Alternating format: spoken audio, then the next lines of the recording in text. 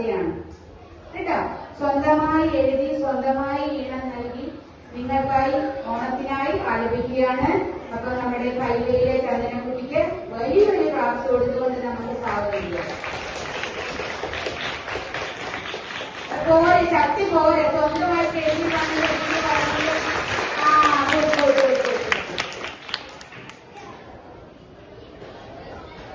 പാട്ട് കുറച്ചേ ഉള്ളൂ, അത് സാരിയില്ല കേട്ടോ.